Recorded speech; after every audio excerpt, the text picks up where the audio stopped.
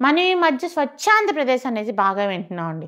స్వచ్ఛ భారత్ అని, స్వచ్ఛాంధ్రప్రదేశ్ అని. అంటే ఏంటంటేనండి, మన రాష్ట్రాన్ని క్లీన్‌గా ఉంచటం. అంటే ఏ రకమైన వ్యర్థ పదార్థాలు లేకుండా అంటే ఇదివరకు రోజుల్లో ఎలా ఉండేదంటేనండి, గత ప్రభుత్వం హయాంలో మెయిన్‌లీ ఎక్కడ పడితే అక్కడ చెత్త. అంటే అసలు కొన్ని వేల టన్నుల చెత్త అంతా పేరుకుపోయిందండి. అసలు దాన్ని ఎక్కడా పడేయలేదండి.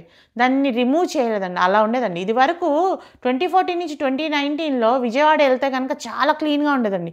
2019 నుంచి 2024 ఎళ్తే అసలు ఎక్కడ పడితే అక్కడ డ్రైనేజ్ వేస్ట్‌లు అన్నీ బయటికి తీసి పడేసి అసలు దాన్ని రిమూవ్ చేసినోళ్ళే లేరండి.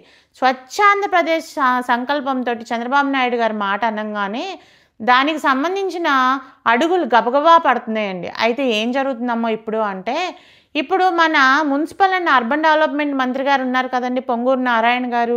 ఆయన ఏం చేశారంటేనండి, మొన్న ఆయన చంద్రబాబు నాయుడు గారితో పాటు సింగపూర్ టూర్‌కెళ్లారనే విషయం మీకు అందరికీ తెలుసండి.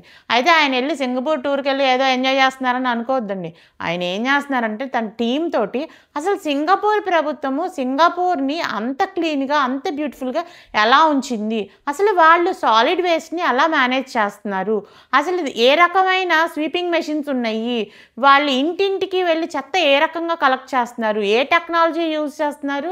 ఏ మెషినరీ యూజ్ చేస్తున్నారు? ఇవన్నీ కనుక్కొని వాటి మీద అధ్యయనం చేసి దాన్నంతటిని ఆ అనుభవాన్ని తీసుకొచ్చి మన రాష్ట్రంలో పెట్టి మన రాష్ట్రాన్ని కూడా క్లీన్‌గా ఉంచేటట్టు చేయాలి. క్లీన్‌గా ఉండేటట్టు ఏం చేయాలి అనే దాని మీద దృష్టి పెడుతున్నారండి.